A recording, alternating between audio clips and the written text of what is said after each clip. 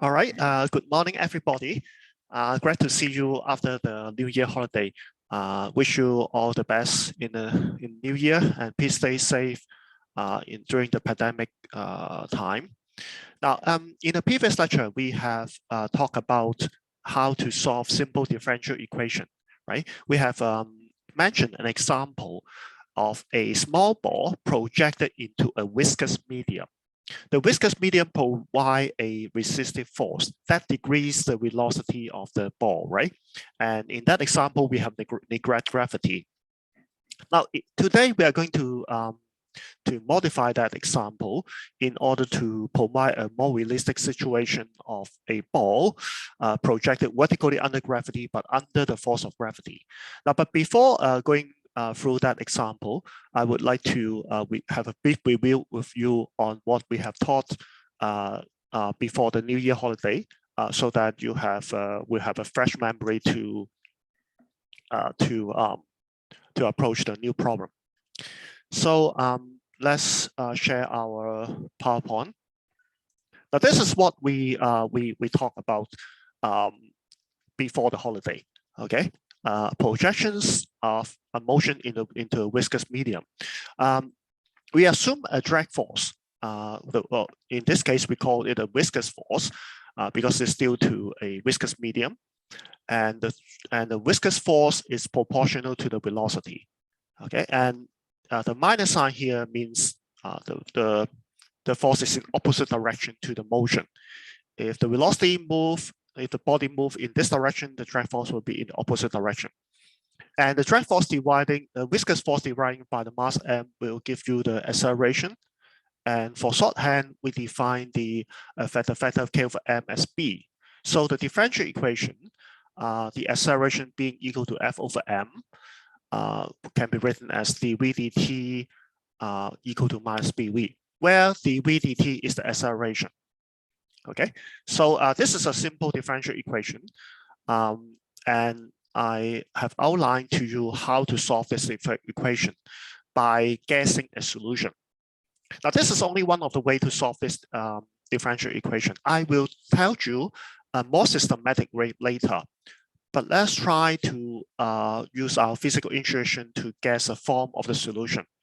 Now, what this equation say is the following. When solving a equation in your high school, you normally expect to get a numerical answer. Okay, you get the variable x, for example, as with an answer of about 5 or 6. That is a numerical answer. But in solving a differential equation, you don't expect a numerical answer. You will expect the solution, in this case, the velocity, given as a function of time. So that the solution is not a number, is not a constant, but is a function that describes how the velocity changes with time. So we will be guessing a solution of this form, which says that the velocity depending on time as an exponential function. Okay, so Vt is depending on this exponential function beta t, okay, e beta t, and the t dependence is there. Okay, so a constant a and b beta is to be determined later by substituting this solution into the differential equation. Now, when we substitute this solution into the differential equation, a straightforward differentiation gives me the following equation. And I can see that the exponential factor that contains the time actually cancel on both sides of the equation. And that means the equation can be satisfied for all time. That means that the solution is going to work for all time t. But provided that this condition can be satisfied, provided that beta is equal to minus b. So we have this solution. We have beta equal to minus b, and the velocity is just given by a exponential minus bt. Okay, so that is the idea.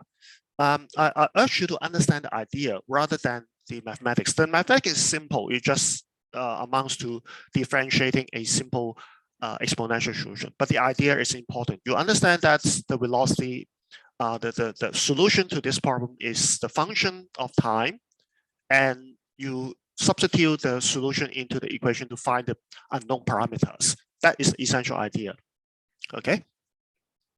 And how about the constant A? The constant A is to be fixed by the initial condition. So at time t equal to 0, the exponential factor is 1 because e to the power of 0 is 1. So at that time, the velocity is equal to the initial velocity. This is given by the question. Okay, this is known to you, the initial velocity. And so that means the constant A should be equal to V naught. And here we have the solution now, given by in terms of the initial condition and also the B in the differential, the constant B in the differential equation. Okay. And needless to say, this solution means that the velocity decreases with time in exponential form. And we can define a time scale. Now, this time scale is something seems to be quite rather real to you, but it's not that difficult to understand it. That the time scale tau simply tells you the time when the velocity has decreased by a factor of e to the power minus 1. And the factor e to the power minus 1 is about 37%. So that means at this time tau, the velocity has decreased to about 37% of its initial value. So it has decreased substantially. Okay, and when you look at this formula, you can define the tau easily. Okay, you can just define the tau as 1 over b. Okay, and so this equation now become e to the minus t over tau. So when t is equal to tau, the exponential factor become e to the power minus 1. That is how we define tau. It is equal to 1 over b. And if you write in terms of m over k, that this is the tau. Tau is equal to m over k. Okay. So let's give you an idea of how fast the motion change. Suppose in a certain problem, you know the k, you know also the m, and you will be able to calculate this tau to give you an idea, at least give you an idea of how fast the velocity decay. Okay. In some problem, it may be a second. In some problem, it may be a 10 second or even 1,000 second, right? It depends on how large the body is, the mass of the body, and also it may depend on the viscosity of the medium. So different problem will have a different m and different k. And by substituting that m and k, you obtain a tau, and it'll give you an idea of how fast the velocity decreases with time in that particular problem. Okay. Now we will handle a more difficult situation. Instead of just having the viscous force, we also include the force of gravity. But we confine ourselves to vertical motion. Okay. We do not have horizontal motion. We only confine ourselves to one-dimensional vertical motion. So the viscous force together with the force of gravity will becoming the total force. And total force and total net force is given by minus kV minus mg. The first term is, of course, the viscous force. The second term is the force of gravity. Now, in this problem, we define the upward direction as the positive direction. So we define the upward direction as positive. So that's why the mg carries a minus sign. The minus sign in mg is a convention. It's a convention because we choose the upward direction as positive. So a downward force of gravity will be given a negative sign. That is due to the convention in the positive direction. Now, in this problem, you can equally choose the downward direction as positive. In that case, you should have a plus sign associated with the mg. So it only depends on your convention. But of course, if you have chosen the downward direction to be positive, then the velocity will carry a negative sign. Okay, so it only depends on your choice. But we normally will prefer to, for this kind of problem with the initial upward velocity, we will prefer the upward direction to be chosen as positive. But the minus sign before the k before the viscous force is of different meaning. The minus sign here is a physical meaning. It means the viscous force is opposite to the velocity. It's a resisting the motion. Okay, so the two minus sign, although they look similar, but they have different meaning. The first minus sign has some physics inside. It means the velocity and the drag force are in opposite direction. The second minus sign is simply a matter of convention. It depends on how you choose the upward and downward direction as positive.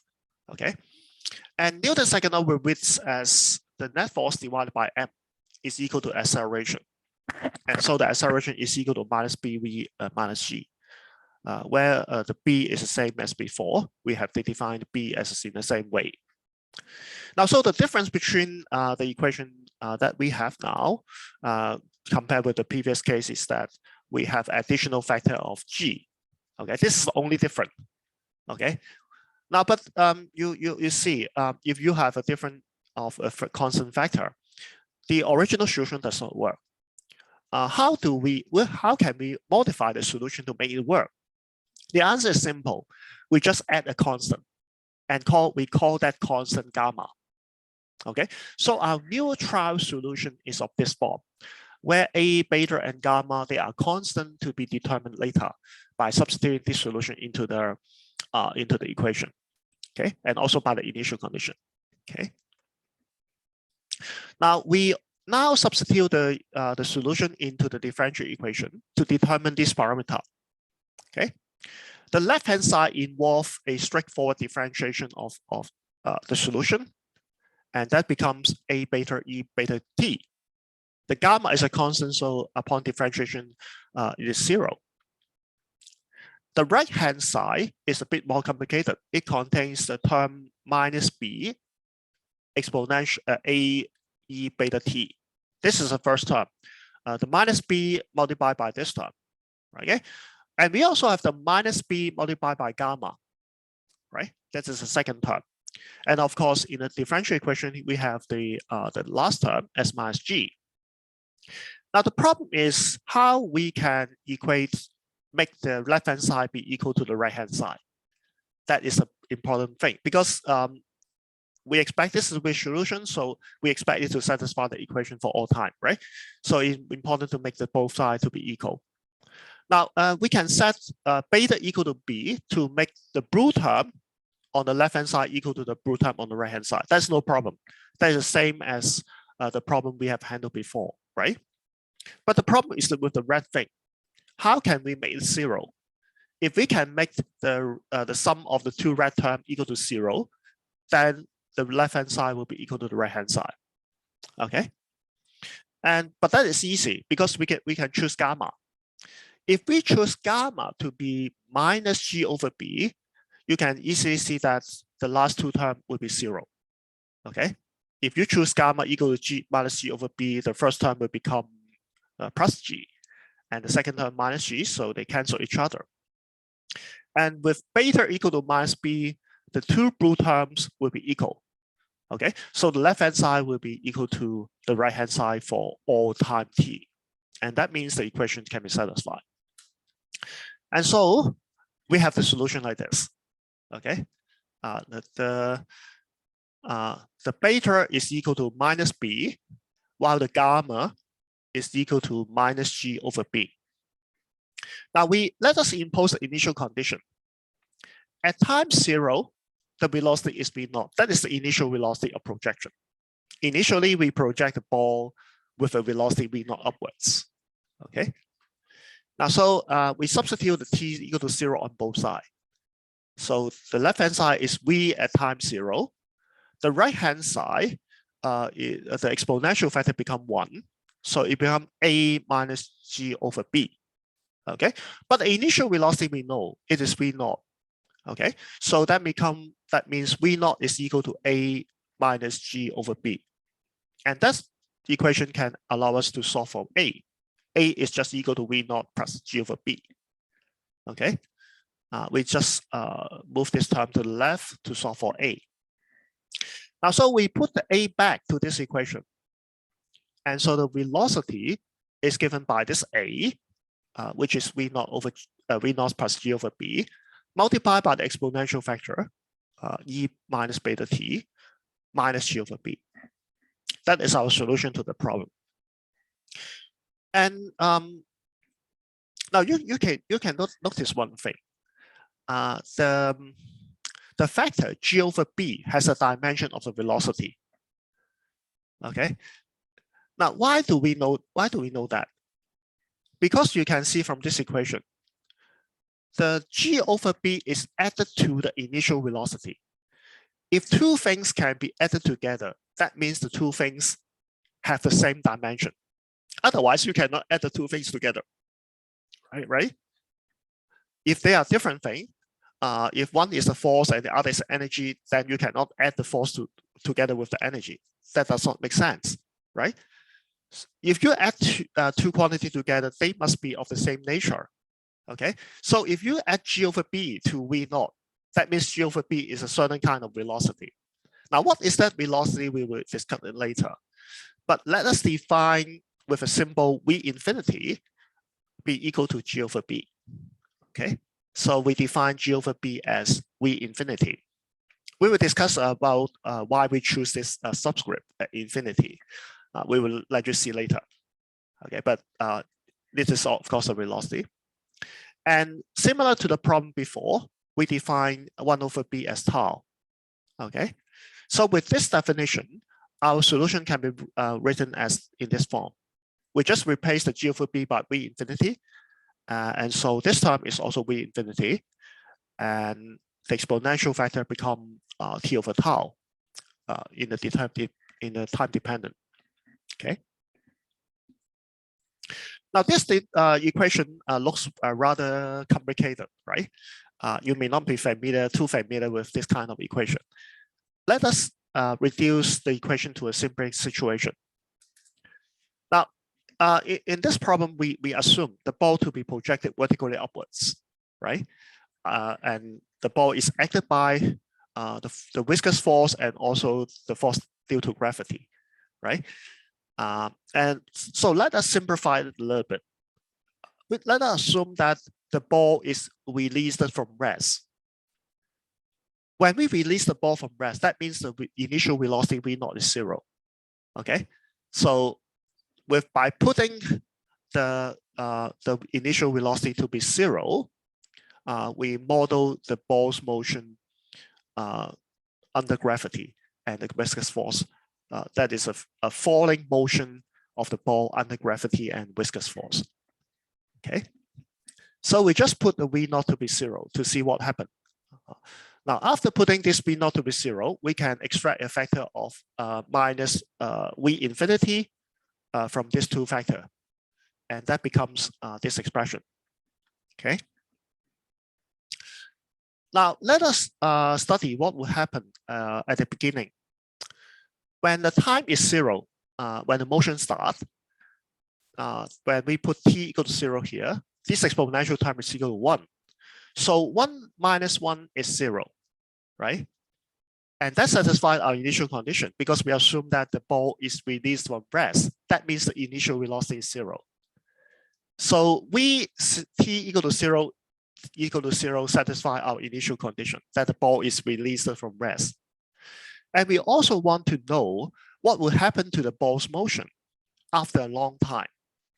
Now, how do we define long time? The time scale tau characterize how fast the motion change, how fast the velocity change with time. So by long time, we mean the time t that is much larger than tau. That is our definition for a long time. So after waiting for a long time, if t is much larger than tau, then you see the factor in the exponential term will be much larger than 1. And e to the power minus a factor that is much larger than 1 will be 0. And that means the second term will be much smaller compared with the first term, which is 1. Okay, so we can neglect the second term. And eventually what will happen? After a long time, we only left with a velocity minus V infinity. That is what happened after a long time. Okay. Now this V infinity is the terminal speed. Okay. And the terminal speed V infinity is given by G over B. And if we write B in terms of m over k, k over m, that would become mg over k. Okay, so that means what?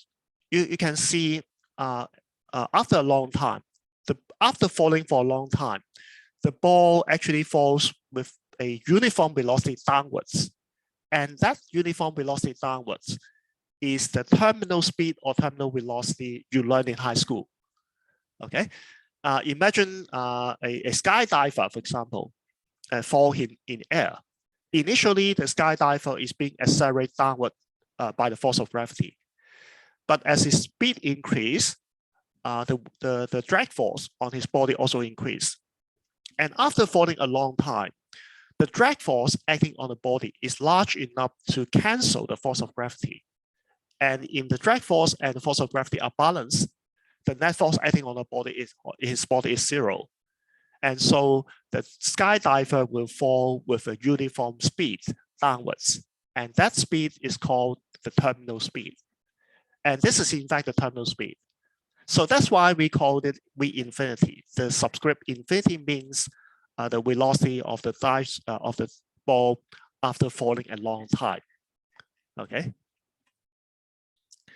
Now, so this is the another demonstration showing the terminal speed of a ball falling in a viscous medium. Now we have a cylinder holding some oil. The oil is a viscous medium, and now we drop a ball. We release a ball from the top of the top of the cylinder. Initially, the ball is accelerated downward by the force of gravity.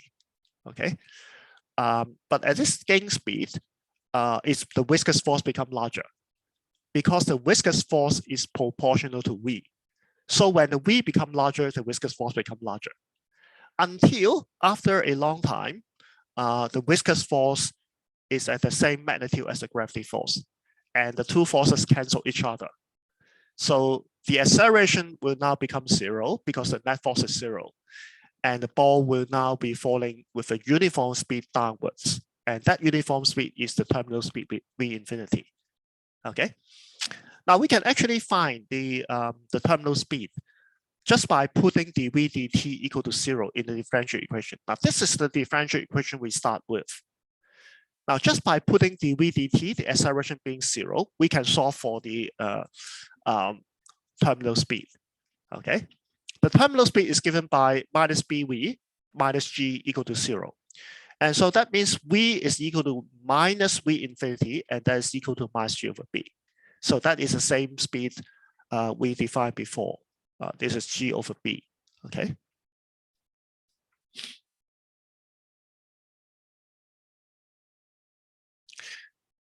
Now let's have a simple demonstration for you to see. This is maybe I stop the sharing and then I share optimize the screen for video, so it can become clear for you to see this video. Now in this tube, let me see. Now these are two tips holding some oil. Okay, the red tube and the gray tube. These are two tubes. Inside these tubes are two different kinds of oil. Okay, they have different viscosity. One of the oils is having a greater viscosity, and the other one is having a lower viscosity. Okay, and inside the tube we have two balls. One is a steel ball, and the other ball is a plastic ball.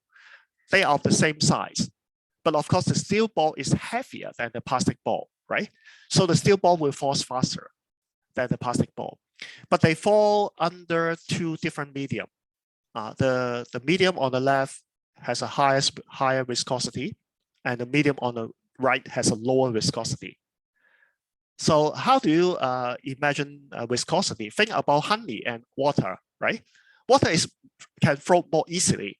So water has a lower viscosity. Honey, on the other hand, is very thick, very viscous, right? if you pour honey, this is very difficult to pour because they stick together, right? And so honey has a high viscosity. So if you drop a ball into honey, the ball will probably be falling much slower than in water. Okay, so that is the effect. I show you the effect now. Okay, now I have a magnet that holds the steel ball in upper position, but when I release the magnet, the two balls will fall down. Okay, now let's see the effect.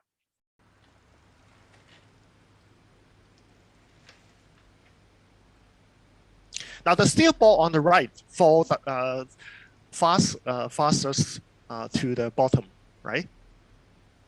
Now you see the plastic ball on the left is fall very slowly. Okay. Now because the medium on the left, with the oil on the left has a high viscosity, it's just like honey. Okay, so it's fall very slowly. The ball fall very slowly. Okay. Now let's see it again. Now the steel ball fall faster than the plastic ball. That is, of course, because the steel ball is heavier, right? And if you compare the viscosity of the two sides, the oil on the left-hand side has a high viscosity, so the ball falls slower. Okay, so that is the meaning of this problem. Now, but how can we describe this problem mathematically? We already have solved the problem. We already have found the terminal speed, right? The terminal speed is given by mg over k. How can we look at this terminal speed to determine which ball will fall faster and which ball will fall slower? Okay. Now we notice that the terminal speed is given by mg over k. Okay. Now it depends on the mass of the ball, and it also depends on k. Okay. Now if the ball have a larger mass, you can easily see that if m is large, then v infinity will be larger. And that means if you have the two balls of the same size, the heavier ball, the ball with the larger mass, will fall faster. And so that's why the steel ball is falling faster than the plastic ball. Okay, because the steel ball has a higher mass and higher weights. Okay. Now we also will have to consider the viscous force when we compare the two sides. Okay, the viscous force is given by kV. But what does K depend on? Now the information about the viscosity of the medium and also the size of the ball, this kind of difficult information, this complex information is contained in K. So if you have a medium with high viscosity, you have a larger K. And that means with a certain velocity, the medium will produce a larger drag force, largest viscous force. Okay, so K depends on the viscosity. For larger viscosity, you have a larger K. And from this equation, you can easily see that for a viscous medium with a larger K, the terminal speed will become smaller.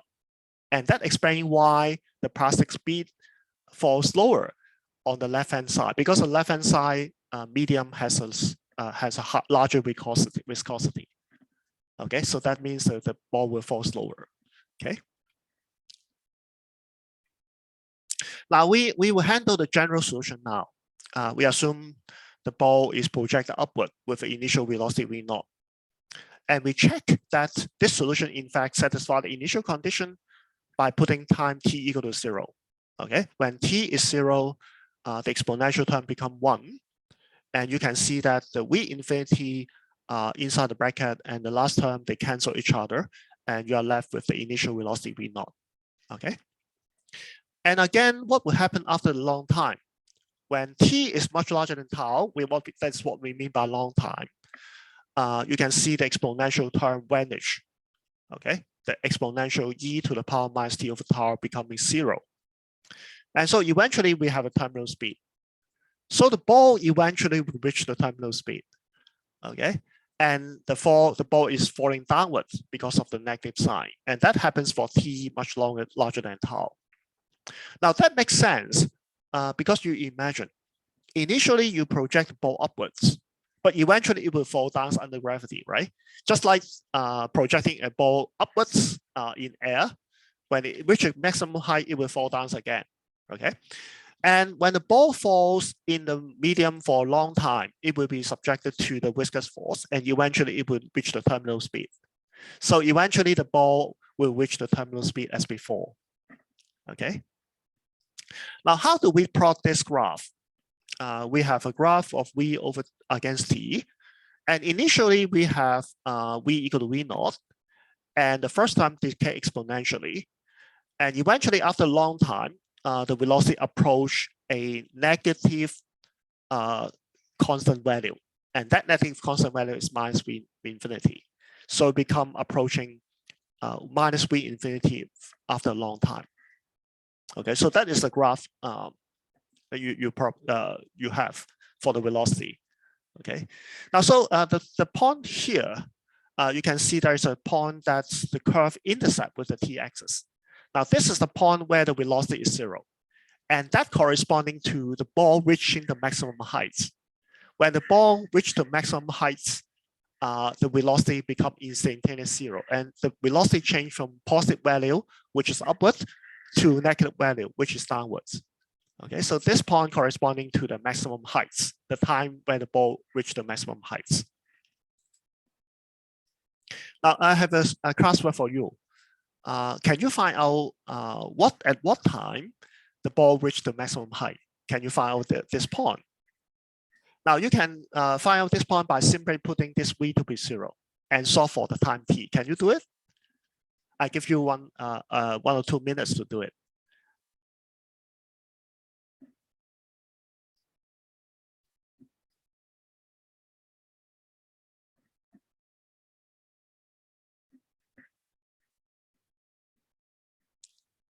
After that, we will do it together.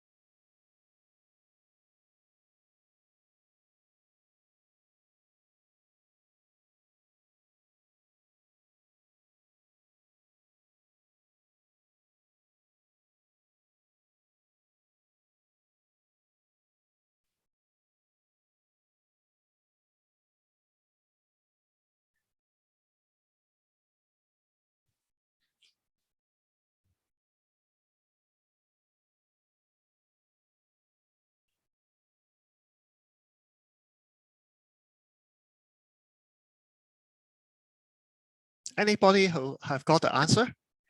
Could you let me know? During the Zoom class, I do not receive any response from you. So please try to do have some response for me, my questions, so I know that you are there with me. Okay. Anybody have got the answer? Don't be shy. No. Do you know how to solve this equation for time t? Now let's do it together, right? Now we can. Oh, sorry. Now we can rearrange this term so that this becomes e to the power minus t over tau be equal to v infinity divided by v naught plus v infinity, right? It's a simple rearrangement of term. And how to eliminate this exponential function? Now the logarithmic function is the inverse function of the exponential function. You got it correct, right? Congratulations. Daniel got it correct. Now the exponential function and the logarithmic function, they are inverse function of each other. So by taking the logarithm on both sides, okay, you essentially cancel the exponential function, okay? So I take the logarithm on both sides, and so the left-hand side will become this, and the right-hand side will becoming like this. And I put the tau to the right-hand side, and that can help us to solve for tau. And this is the answer. Now I prefer to put this minus sign here instead of here. I prefer to put the minus sign to be here.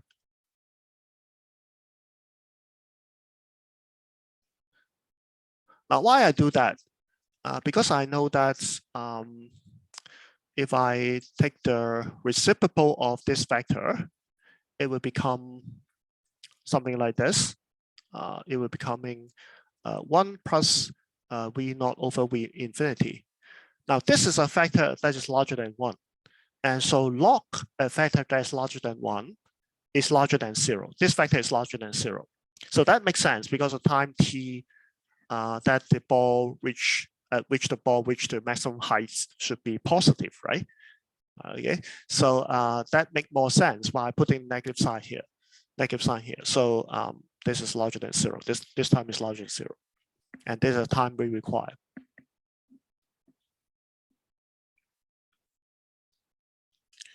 Now, having handled two motion, right? We already have handled two motion. One motion is the projection of the ball into the viscous medium without the effect of the force of gravity. The other problem is projecting the ball vertically in the medium acted by the force of gravity. Now, when these two problems are added together, we can construct a solution for projectile motion inside the viscous medium. Okay, why? Now look at the equation of motion. This is the equation of motion of the ball projected at an angle in the viscous medium. Now the left-hand side is by Newton's second law, ma, right? Ma is the net force. By Newton's second law, m dv dt is the net force. Is that right? Now the right-hand side, that is the net force, consists of two terms. The first term is the downward force due to gravity. And in this coordinate system, the force of gravity is mg, but in the downward direction. So its direction is characterized by the vector minus j. So we write minus mgj. Okay, j is the vertical direction. So minus sign means it is directed downwards. Okay. Now for the viscous force, we have the similar expression as before, right? But now the v is replaced by a vector, okay? Because we now have two components for the velocity now, right? So that means the viscous force minus kv is in opposite direction to the v. So when the ball is traveling along the path in this direction, the viscous force will be in the opposite direction. Okay. Now don't be scared by the vector symbol. You can always decompose a vector equation into two scalar equations by taking the components.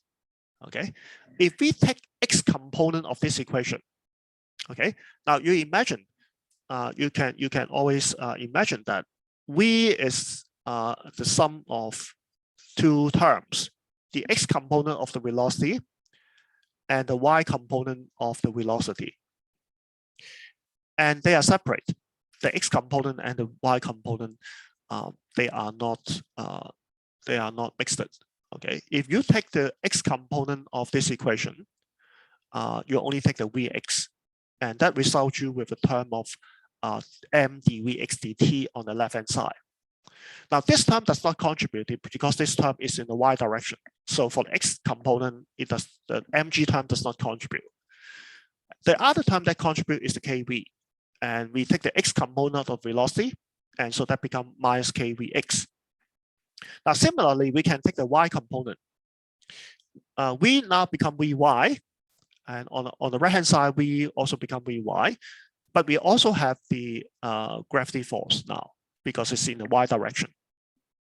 Now, so by taking x component and the y component, we decompose the vector equation into two ordinary differential equations that we have already solved. Now, this equation and this equation, you have already solved it. believe it or not, you go back to a few slides and you will discover that. Now for the first equation, you already have solved it here.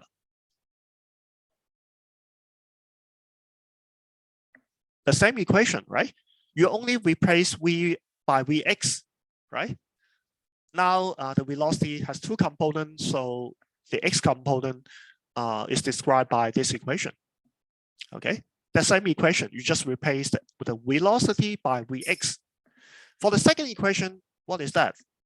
You already have solved it. It's this equation. You just replace the velocity here by Vy, and you just solve the equation in the same way as before. Okay, and so we have obtained the solution already.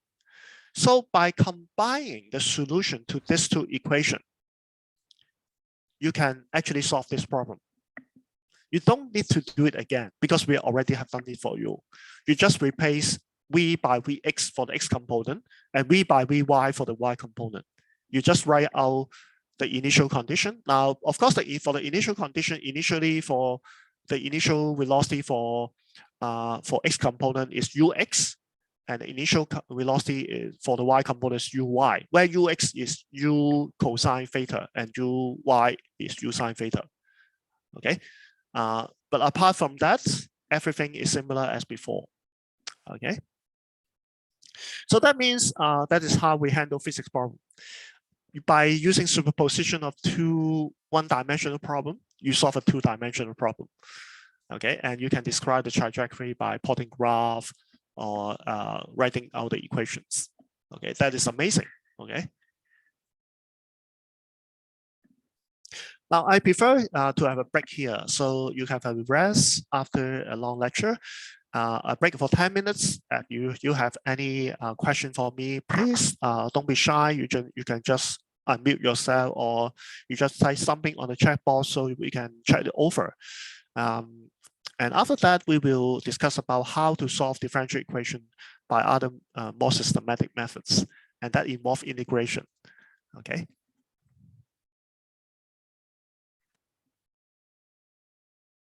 All right, let's continue with our lecture. Share the PowerPoint for you. Now, there are also other differential equations which we will encounter in this course, and we will introduce one of this differential equation. And this is a simple harmonic motion. I changed the figure a little bit so that it gives you a clear picture of what's going on. Now, we have a mass tied to a spring. Okay, one end of the spring is tied to a mass. The other end of the spring is tied to a fixed wall, such that the mass is at rest on a horizontal table, which is smooth. So the mass can slide freely on the horizontal table. Imagine now the mass is pulled to the right so that the spring is getting stretched. And when I release the mass will undergo an oscillation.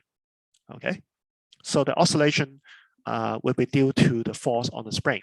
The spring gets compressed and stretched periodically, and so that will be oscillation. And we are going to study the motion, this motion of oscillation. That is called simple harmonic motion. Now, in this problem, we deliberately put the spring and the mass on a horizontal table such that there's no force of gravity acting on it. The force of gravity is downward, but is cancelled by the normal reaction, so we don't have to consider that. We only have to consider the horizontal motion, right? And we model the force of the spring by the so-called Hooke's law. Now, Hooke's law is only a model; it may not be correct. Okay, Hooke's law states that the force due to the spring is proportional to its extension. So if you stretch the spring by an extension of x, the force will be given by minus kx. K is a constant. This constant is called the force constant. It is a characteristic of the spring.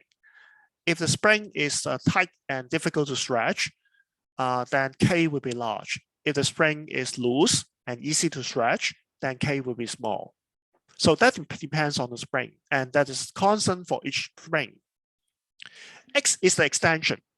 How long you stretch the spring? What is the extension of the spring? Okay, and the minus sign is there to denote that the force due to the spring is always in opposite direction to the extension. If you pull the spring to the right, the force tends to pull you back. Okay, so that's why there's a minus sign. X is to the right as positive, and the force will be minus kx, which is to the left. Okay. Now, so what is the differential equation of motion? I have the force divided by mass m, and so that becomes k over mx, and that is acceleration. Okay, by Newton's second law. Now, we define k over m as a constant, which we call omega square. You may wonder why I define it as omega square instead of omega, but the omega carries a meaning. It carries a meaning of angular velocity. We will explain to you later. Let us define omega square as k over m now. So now we notice that the right-hand side of the equation is x, but not v. We know that a can be written as dv dt, but if the right-hand side is not given as a function of v, but a function of x, then it would be more convenient to change everything in terms of x rather than v. Okay, so instead of expressing the equation as dv dt, as we express the acceleration as the second derivative of x with respect to time. Okay, so everything in this equation will now be expressed in terms of x and t. So the equation of motion becomes something like this. Now, what does it mean? Look at this equation. What does it mean? It means that in order to solve this equation, we have to find a x as a function of t. We have to find a function. Okay, so what is the property of the function? The equation tells you the function you find must satisfy the following property. Is that when you differentiate the function twice, it will go back to itself, right? Because you differentiate twice on the left-hand side, that should be equal to the function itself, but with the multiplicative factors of minus omega square. Okay, so you have to find a function with this property. After two differentiation, you go back to the function itself, but when you have additional multiplicative factor of minus omega square. Okay. Now, what kind of function will likely to produce this property? Now, we think of sine and cosine. Do you remember what we have introduced to you in the mathematical supplement? For sine function, you differentiate twice, you go back to sine with a minus sign. If you start with a cosine and you differentiate twice, you also go back to a cosine with a minus sign. So that exactly satisfies this property, right? And so you expect this kind of solution will hold. Let us try a cosine. Okay, we suppose the solution to be given by a constant a multiplied by cosine alpha t, where alpha is another constant. And alpha is to be determined by substituting this solution into the equation. Okay, now so what would be the left-hand side? The left-hand side is simply a differentiation of the solution by 2 times. And so for each time you get a minus sign, sorry, for each time you get a factor of alpha because of the chain rule. Now for the first differentiation, you differentiate the cosine with respect to alpha t, and that gives you the minus sign, right? And then you multiply by differentiating alpha t with respect to t, and that gives you a factor of alpha. So for each time of differentiation, you get a factor of alpha due to the chain rule. And after differentiating 2 times, the cosine become a minus sign and then become a minus cosine again. So eventually you go back to the minus cosine with 2 factor of alpha due to 2 differentiation. So you have minus alpha square a cosine alpha t. Okay, so remember, for each differentiation, you just pull out a factor of alpha from this alpha t. Okay. Now the right-hand side is simple. The right-hand side is simply minus omega square multiplied by the solution. Can we make the left-hand side to be equal to the right-hand side? Yes, we can. When we compare the right-hand side and the left-hand side, we find that the cosine factor actually cancel it. And that means the solution can be satisfied for all time. So the two sides are equal to each other, provided that the constant alpha and the constant omega are equal. Okay. And when alpha is equal to omega t, the two sides are always equal. And that means the solution should be written as A cosine omega t. Okay. Now, similarly, you can also prove that if you start with a sine, the sine function also satisfies the equation with the same condition. Okay, so sine omega t with another constant b is also a solution. So the general solution will be the sum of a sine and a cosine. Okay, so there are two constants to be determined, and these two constants are a and b. They are the arbitrary, they are the constant to be determined by the initial condition. So if you plot this function as a function of time, you will find that there's a simple oscillation like this. This is x, and this is the time t. Okay, you will find that the oscillation is up and down, right? X as a function of t is either a sine or cosine variation. Okay. Now, but why are there two constants instead of just one? Now, in a previous problem of projecting a ball in a viscous medium, we only have one constant A to be determined by initial condition, the initial velocity, right? Now we have two constants, A and B. Why do we have two constants? Now, the answer is simple, because what the equation we handle here is a second order differential equation. That means that involve the second derivative of x with respect to time. So if you go from the second derivative of x to x itself, that involves two integration. You integrate it one time, you go back to dx dt. You integrate another time, you go back to x. And that involves two integration. And the constant A are B and B are effectively the two integration constant due to the two integration. Okay. Now, although we do not explicitly integrate it, but the integration concept is there. Okay. After solving the differential equation, we still have two undetermined integration constant. Okay. And how do we fix it? Well, the two integration constants are to be determined by two initial conditions. Why there's not just one, but two? Because we are now describing the position. Okay, and we just describe position that involve two conditions. The first condition is initial position, where the motion starts, right? Where you release the mass, and with what velocity you release the mass. That is the initial velocity. So the two pieces of initial condition will help you to solve these two constants. Now, I will not go into the details here because we still have another chapter on oscillation, which will be around at the end of this course. So we're discussing how to solve these two constants later in that lecture. But it is sufficient to know the solution is given by this. So this represents oscillation, and there are two undetermined constants to be fixed by the initial condition. Okay. Now there are also other more systematic way to solve integration to solve the differential equation, and that's by direct integration. And we are going to introduce a few cases where the equation of motion can be directly integrated over. Now we go back to the problem of projecting a ball into a viscous medium without the force of gravity. The differential equation looks like this. Okay. Now you may be tempted to integrate the two sides of the equation by using a integration in time t, right? You integrate the left-hand side, integrate the dv dt, and that's give you a v, right? So that sounds nice.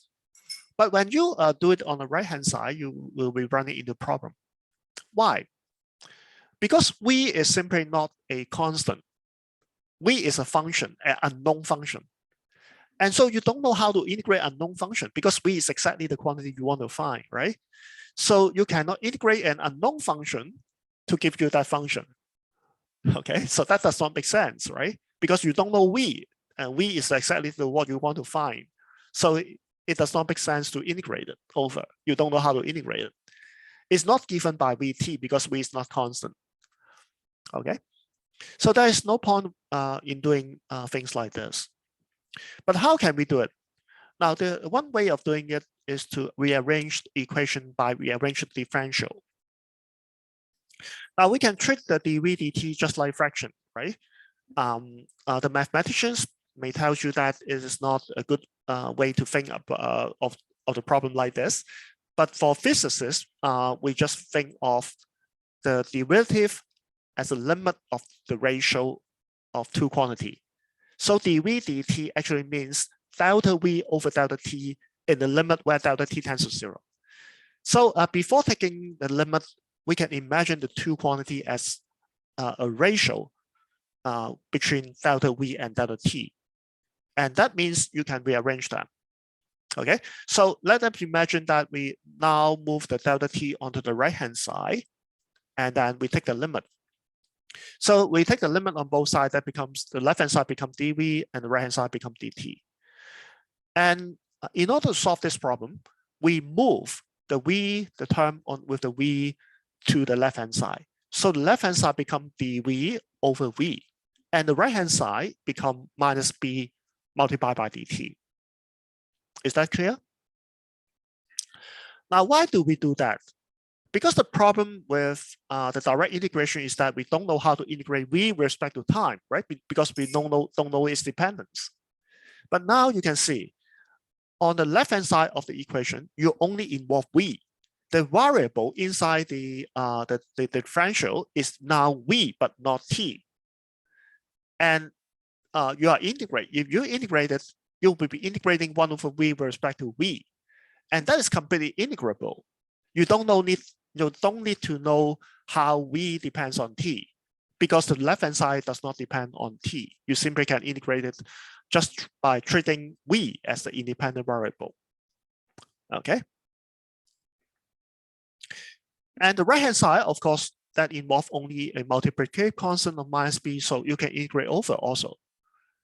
All right, so you can integrate both sides now. Now, I put an integral sign on both sides. And when I integrate 1 over v, that of course gives me a natural logarithm of v. Okay, so that is how we integrate 1 over v, right? The right-hand side involves just 1t because the b is a constant. So integrating dt is just t. Now, don't forget the integration constant. If you forget it, you will not be able to insert the initial condition. So the initial condition can be inserted by introducing this constant c. Okay, initial condition is what? At time 0, the velocity is v0. So we put t equal to 0 into this equation, and of course it's this term becoming 0, and initially the v is just v0, right? So that means c is just equal to log v0, right? So we put back c into this equation. We put back log v0 into this equation, and we got log v equal to minus bt plus log v0. And we can move the log v0 to the left-hand side. The difference between the two log will be equal to the logarithm, the ratio between the two v. So log v over v0 will become minus bt now. If we take the inverse function of log, that is exponential function, the logarithm will be cancelled, and that gives you v over v0. The right-hand side will give you the exponential function of bt, of minus bt. Okay. So if we move the v0 to the right-hand side, we got the solution as before. Okay, so that is the direct way without guessing the solution, but still we are going to, able to solve this problem by using a direct integration. There's only a trick that you have to move the differential correctly. So one side involves only one variable, so you can integrate over. Now, then you can also solve this problem by using a definite integral. Now, here we use an indefinite integral with integration constant. But as I explained to you in the mathematical supplement of integration, that in fact, the definite integral and the indirect integral and the indefinite integral, they are equivalent to each other. The indefinite integral is just the integration constant is there because we haven't specified the initial condition. Okay. Now, but for the definite integral, you can actually specify the initial condition with the limits. You can actually put the initial condition directly into the limits. So you don't have to insert the integration constant anymore.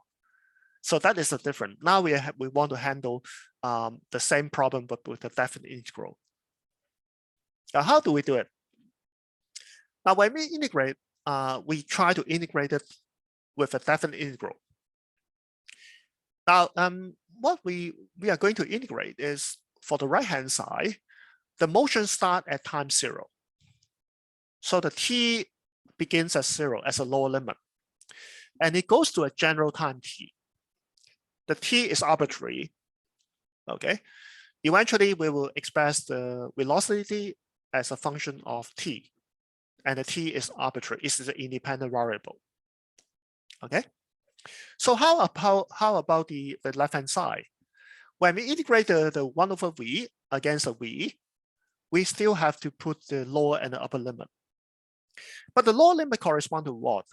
The lower limit is the position where we start the integration, right? And it should corresponding to the time t equal to 0. So the time t0 corresponds to the initial velocity, the velocity at time 0. And the initial velocity is just v0. So we put v0 correspond to time t0. Okay, and this should be put as the lower limit. The upper limit correspond to the velocity at the general time t. So we simply put v, but in fact what we are thinking about is this upper limit is v as a time t. Okay. Now, so after evaluating the integral, we insert the upper and lower limit. Okay. On the right-hand side, you only have one t due to the upper limit. On the left-hand side, you have two terms. The upper limit is log v, the lower limit is log v0. So they minus each other. Okay. But the difference between the two log is just the logarithm of the ratio of the two terms. Okay. So by taking exponential function as before, we obtain the same solution. Now, there's no rules for you to use this method or the other method. You can use whatever method you find more convenient. I will not force you to use the indefinite integral or definite integral. Some people find it easier to use indefinite integral. Some people find easier to use definite integral. You just use the method that you find more convenient. Okay. Now, by using integration, we can go one step further, because we now have found the velocity as a function of time, right? But the velocity is dx dt, right? So by integrating this equation once more with respect to time, we will get the displacement as a function of time. Okay. Now look at this equation.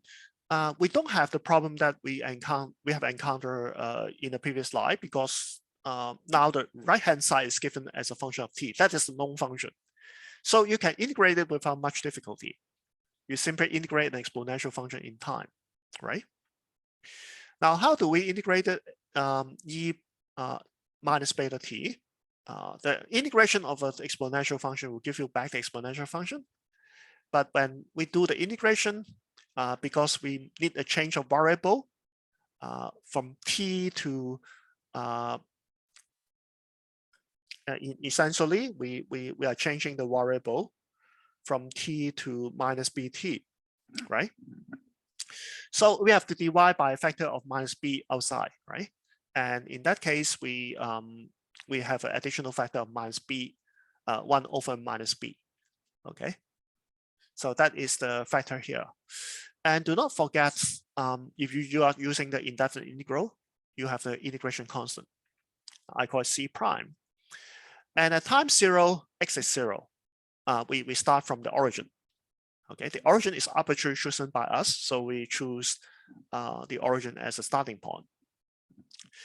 And by putting t equal to 0 in this equation and x equal to 0, we can solve for c prime, and c prime is b naught over b. So the displacement or the position of the particle is now simply given by v naught over b 1 minus e to the power minus bt. And by defining 1 over b as tau, we can write the equation as v naught tau multiplying by this time factor. Okay. Now, why do we write the equation in terms of tau? Because you can easily check the dimension. Because we know that tau has a carrier dimension of time. So a quantity, a product of a velocity with time is the displacement. So it gives you the correct dimension of the displacement. So you're pretty sure the dimension of this equation is going to be correct. Okay, so that's how you check the dimension. So this is a solution. Initially, the displacement starts from the origin. You can easily check it by putting t equal to 0. 1 minus 1 is 0. So initially start from the origin. And after a long time, what will happen? Again, the exponential term dies down, right? When t is much larger than tau, the exponential term is 0. And so the final position of the particle will be equal to v naught tau, which is a constant.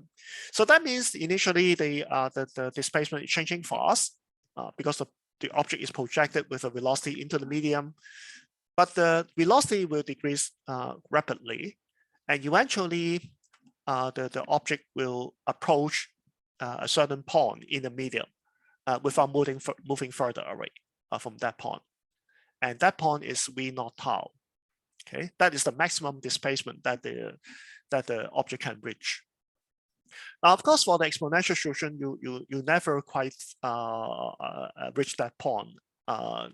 The line will become infinitely close to that point, but not crossing it. Now, but in reality, this model is not correct for a long time. So you expect eventually the object will stop somewhere here. And we can also define the timescale tau similar to the timescale tau is defined as similar to the previous problem. So at time t, the exponential factor become e to the power minus 1. And 1 minus e to the power minus 1 is 63%. So that means in a time tau, the displacement has reached about 63% of its final value. So that means the body has moved substantially by about 2/3 of the distance from its final position. Now let's handle a slightly more difficult problem now.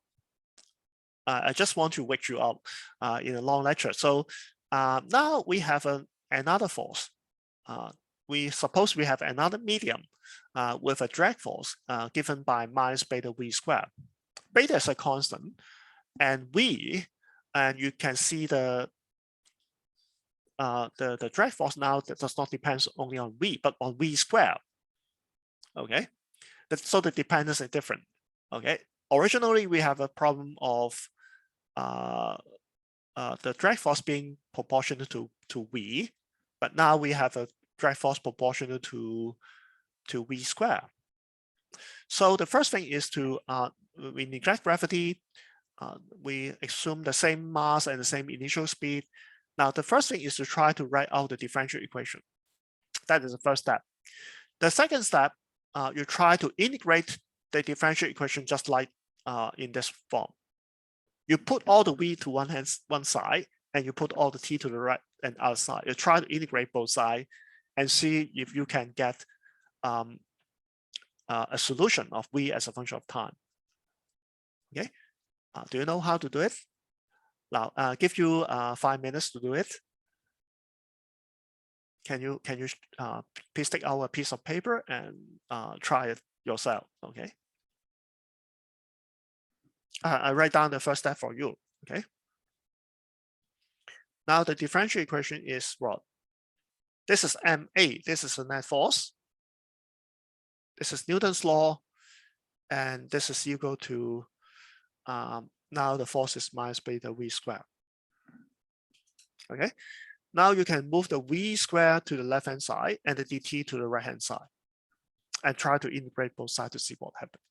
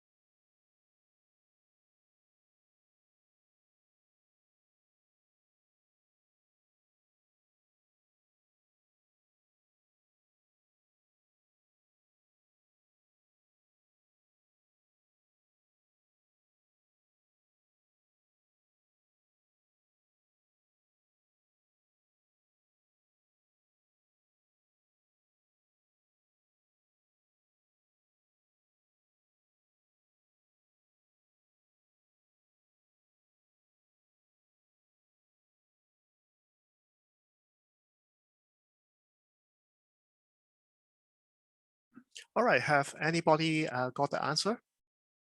Could you let me know? You can simply type it on the chat box. Okay, so you can give me some response during the Zoom class. Now let's do it together. Okay, now we can rewrite the solution. We can rewrite the equation to be like this.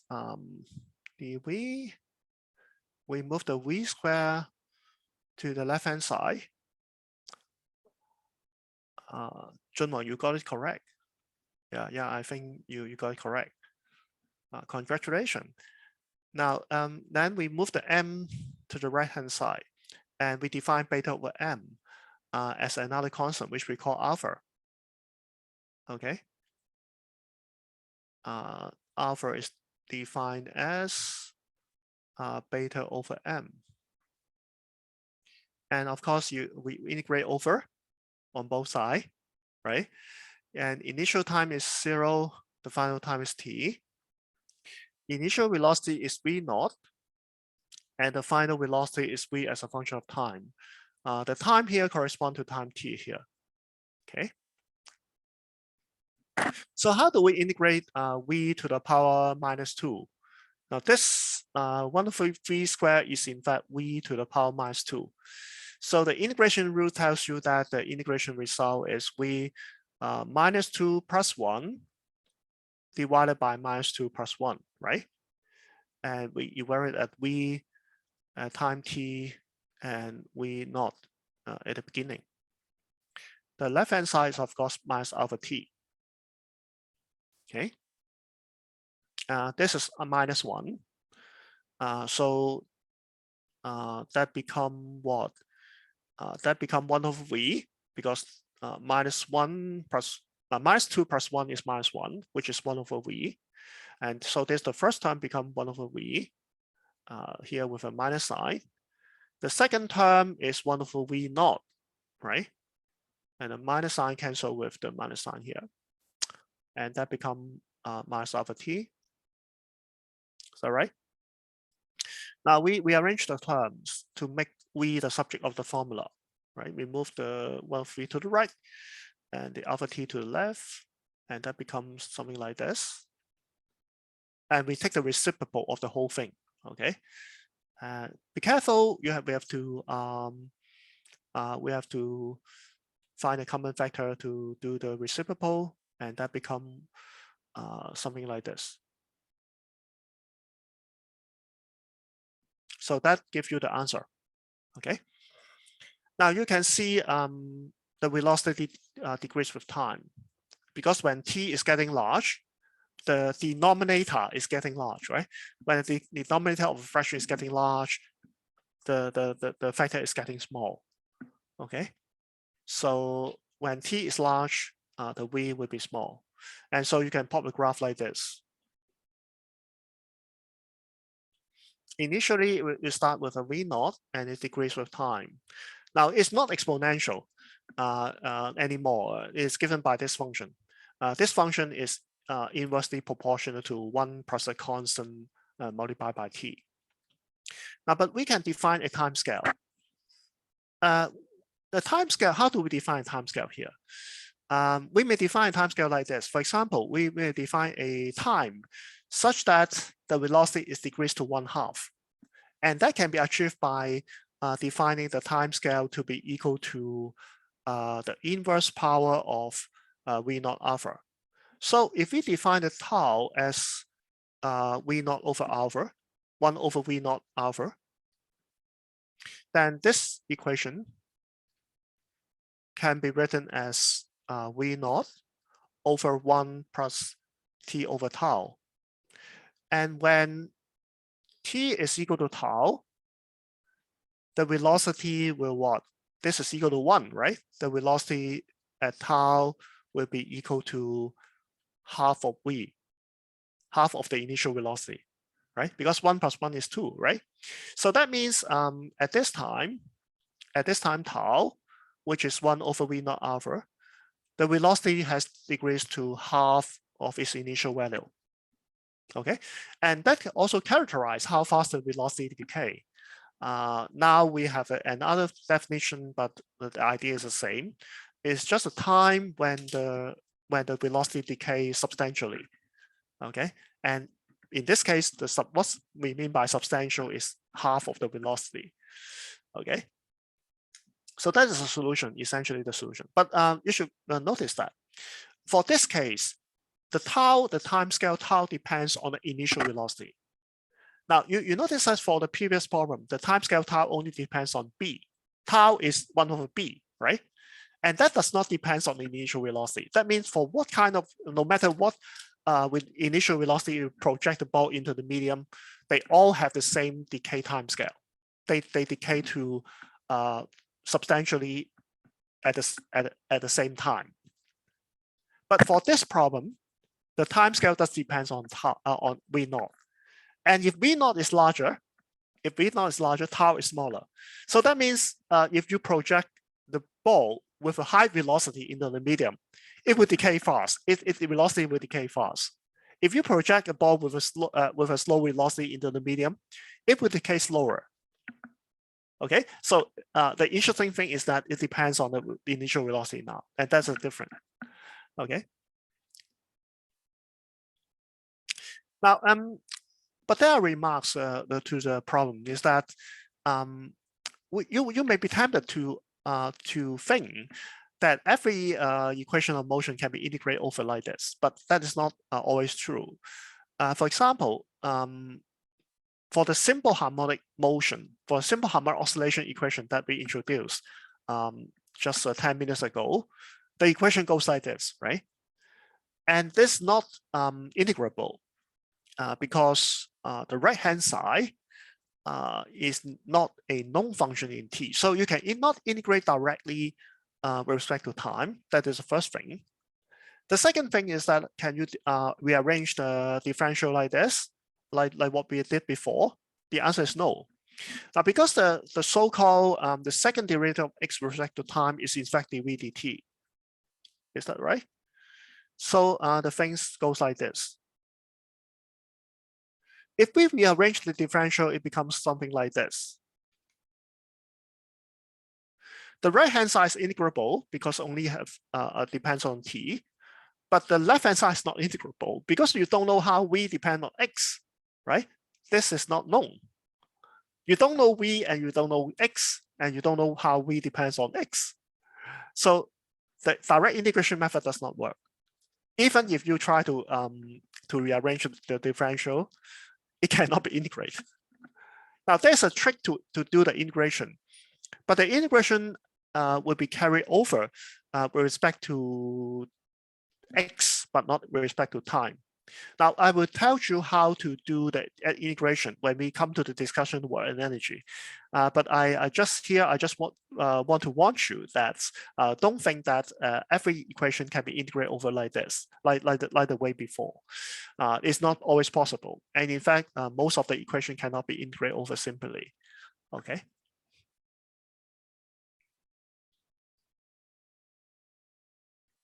Okay, so now this is the last section called numerical solution or to the equation of motion. Let's see, but the time, I think I can barely introduce the whole thing. Now, in our previous discussion, we know these two formula, right? The velocity is defined as the time derivative of the displacement, and the acceleration is defined as a time derivative of the velocity, and that is exact, right?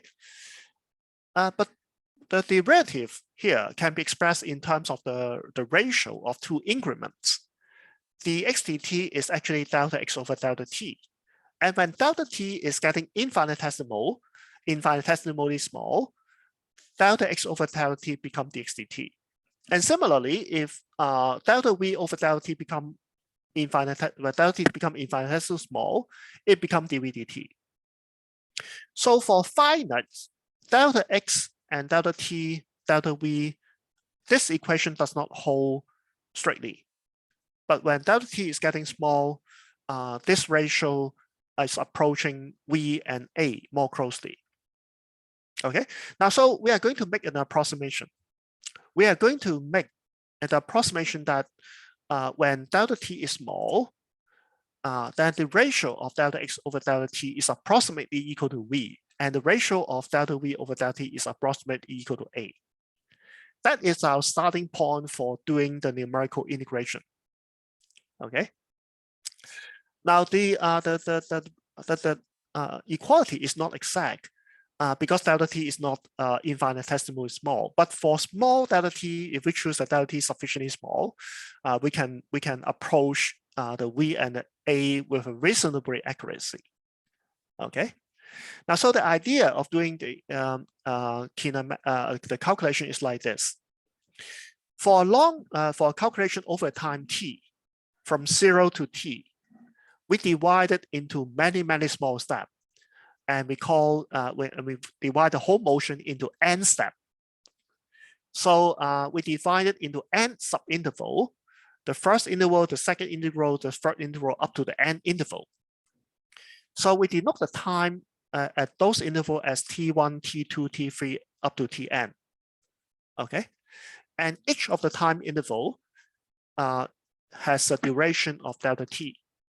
So we imagine that the duration of the time interval to be even. Okay, and by moving forward by n step, you go from time 0 to time t. Okay, now let's take the first step.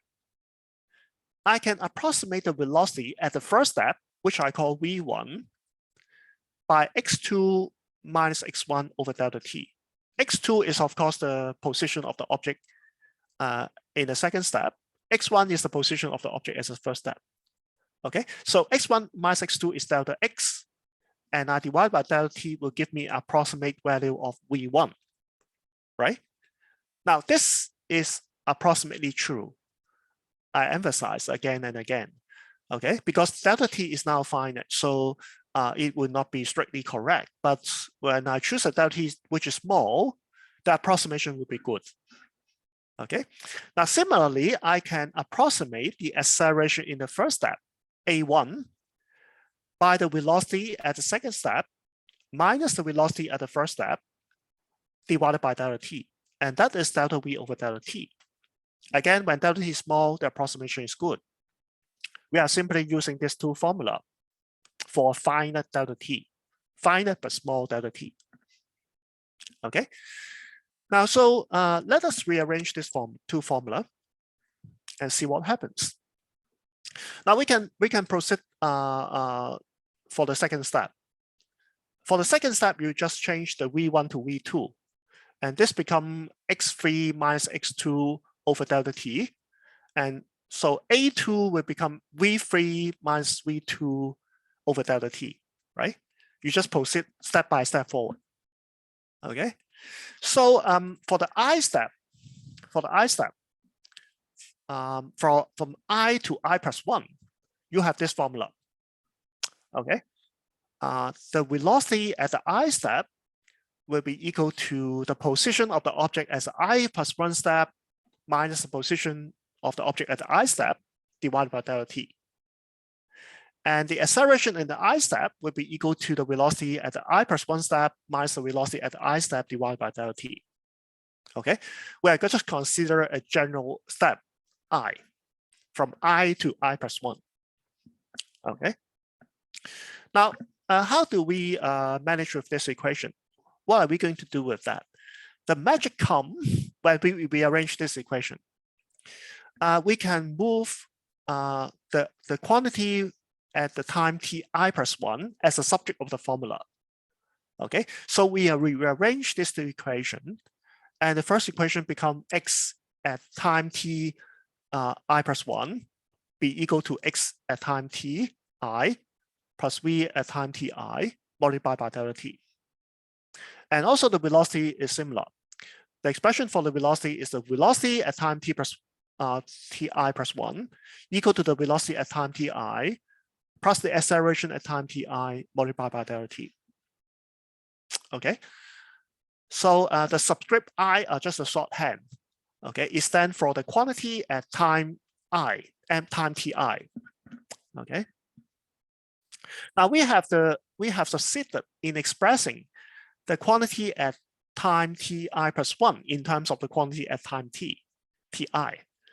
So we move a step forward. If we know the quantity at time ti, we will be able to find the physical quantity at time ti plus 1, and we will be able to proceed a step forward, right? And that is useful because when we start with step 1, if we know x1, xv1, and a1, we can use this formula to calculate x2 and v2. And then we can use x2 and v2 to calculate x3 and v3, and so on and so forth. And so eventually, after doing this for n times, we solve the position of the object and the velocity of the object for all time. Okay, so that is a trick of doing numerical integration. Now, the idea is like this. Now, we are given the acceleration as a function of x and velocity. A is a given function of x, the position, and the velocity. This function is known to you. And we are also given the initial position, which I call x1, the position at the first step, and the velocity, initial velocity, the velocity at the first step. Okay, so if we are taking x1 and v1, we will be able to use this function to calculate the acceleration at the first step, a1, right? And we know x1, v1, and a1. We will be able to use this formula to calculate x2 and v2, right? X2 and v2 are just on the left-hand side, okay? And after knowing x2 and v2, we can substitute x2 and v2 into the formula of a again to find the acceleration a2 in the second step. And we can substitute x2, v2, and a2 into this equation, and that helps me to find x3 and v3. And the process will be repeated, so on and so forth, for n step. But of course, if the number of steps is getting very large, we probably won't like to do it with a piece of paper and our pencil. That is not possible. We do it with a computer. Computer actually help us to do repeated calculation without thinking. We don't need to think about what will happen to the intermediate step. That's a routine for the computer to calculate all the process for you. Okay. Now, so here's now the spreadsheet works. I prefer to spend a little bit more time to finish the discussion before letting you go. Sorry about that. Now, for example, let us assume we want to calculate the falling motion under gravity. So we now put the g, the value of g, the acceleration due to gravity, as 9.81 in this cell, and that's a constant. The time step delta t, I assume the time step delta to 0.01 second, which I hope is sufficiently small, and I put it in this cell. I put the initial position x1 of the particle in cell E2, and I put the initial velocity in this cell, which I call E3, okay? And I create columns of time, position, velocity, and acceleration, okay? As before. This column are similar to what we discussed before. Now, so what we are going to do next, we will create columns of time. The first row is of course time t0 equal to 0. The second row is the first row, first time a6 plus the delta t, right? Because we increment a time step forward, okay? And the delta t here is always referred to by using absolute address, because we don't want this constant to change upon a copy and paste. The delta t is always a constant in the calculation. Okay, so we refer to it with $B, $3. The dollar sign means the absolute address. And after doing this, we copy and paste this cell downwards to create a column of the time t. Okay. Now every cell, it will refer to the previous cell and adds a constant time interval of delta t. Okay, so that creates a whole column of time. Now, what is the initial position? The initial position we refer to this, right? So we refer the initial position to the cell E2. Again, we use the absolute address. And for the velocity, we refer to the initial velocity V1. Now we put it as away from the main table because we want to single out the initial values, okay? So that we can change it easily when we change the calculation. So that means that's why we put it up aside from the main table.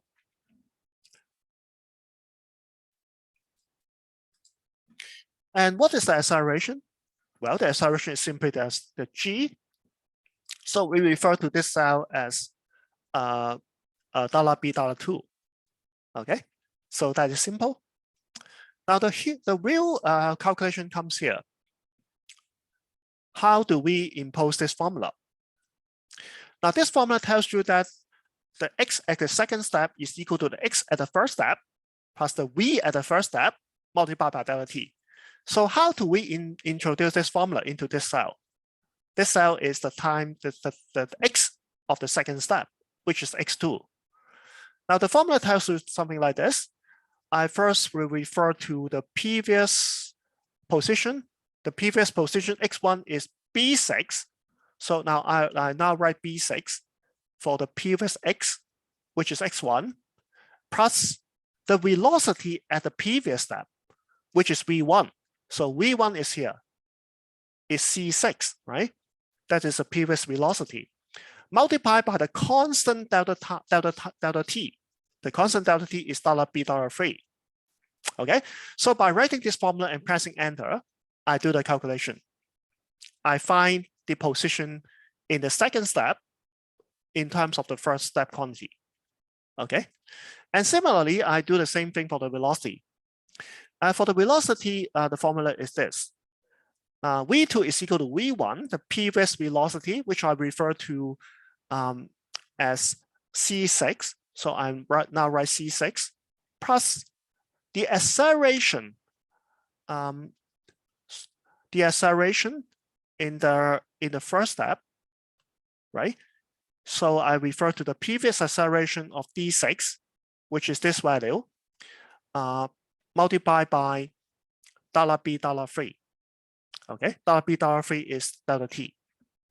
Okay, now I always refer to the quantity in the previous step. So for quantity that I refer to the previous step, I use the relative address. So they will change upon copy and paste. But for the delta t, which is fixed, I always use the absolute address, and that avoids the constant to change upon copy and paste. Okay. Now, after I write out the main equation for iterating the calculation, I copy and paste downwards. I simply copy and paste this row downwards. Okay, and in the blink of an eye, it produces a solution. I create a column of X and V and A, and that is a solution to the problem. I now load X and V at different time, and that is a solution. Okay. Now, how can I change the initial condition? Suppose I'm now interested in knowing how would the motion goes if I start with the initial velocity. If the ball is not released from rest, but I project the ball vertically downwards with a velocity of 1 meter per second, what would be the motion? I can easily do it. I can change the initial condition by changing this to cell. The first cell, E2, refers to the initial position, and the second cell, E3, refers to the initial velocity. So now I'm projecting the ball downwards. So I change the second cell to 1, which means 1 meter per second, right? Now the initial velocity in the table also automatically change. And when you press enter, the calculation will change automatically. And that gives you the solution when the ball is projected downwards. So you can change the initial condition anytime. So the spreadsheet will recalculate the result automatically. And that sounds great, right? You can handle the problem with any initial condition. Now, how about if I'm doing another problem?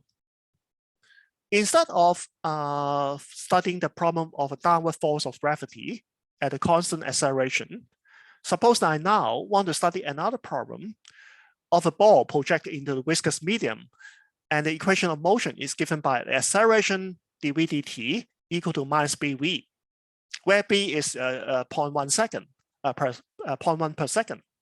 How do we handle this problem? Now we are not going to deal with the g, so we change the g to b, and we store this constant 0.1 in the cell B2. Okay, I store the constant b in this cell. The initial velocity are just there, but now I have to change the acceleration. Now the calculation involved the previous step does not change. The iteration scheme does not change. The only change is the acceleration. Now we are calculating a different motion, so I'm calculating a different acceleration. How do I insert the acceleration? Well, easy. The acceleration is now given by minus bv, where b is a constant that I should refer to this cell, and so it is $B $2. $B $2 is the cell B2, so that is a constant there. And I should multiply by the velocity. The velocity at this time. The velocity at this time is this cell, so it is C6. So I multiply $B $2, the constant b, with the velocity at this time, C6. I got the acceleration. Okay. And after doing that, I just copy and paste downward. I don't need to change any other things. And I will be able to solve the motion for the acceleration equal to minus bv. Now, so that is amazing. Now, I don't need to change the iteration scheme for x and v. I only need to change the acceleration in order to handle a different problem. So after doing this for a few times, you don't need to rewrite your spreadsheet. You just use your old spreadsheet and change the acceleration formula to calculate a new problem. So that's how the method is going to be powerful. That's why the method is going to be powerful. Now, even if you have a two-dimensional motion, don't worry about it. You simply separate the two-dimensional motion into two system of columns. The first set of columns is for the x component, the x, the vx, and the ax. The second set of the component, the second set of the rows are for the y component, the y, the vy, and the ay. And you apply the equation to the x component and the y component separately. Okay, so you now have two sets of initial condition. The initial condition for x direction, initial condition for the y direction. And the acceleration for the x direction, in this case of the projectile motion, the x component acceleration is always 0. The particle does not accelerate along the horizontal motion. But for the y direction, the acceleration is always referred to this cell. The 9.81 meter per second squared is downward, so you give a negative sign. Okay, and so after inserting all this thing, and you copy and paste downward, you solve the problem. So it's very easy. Okay. Now I prefer to stop here. It's already over time. Sorry about that. And in the next lecture, we will have a brief discussion on the numerical error, and then we will go over to another chapter of Newton's law of motion. If you have any questions, please raise your question now. You can type or you can simply unmute yourself. So thank you for coming to the lecture. I stop the recording now.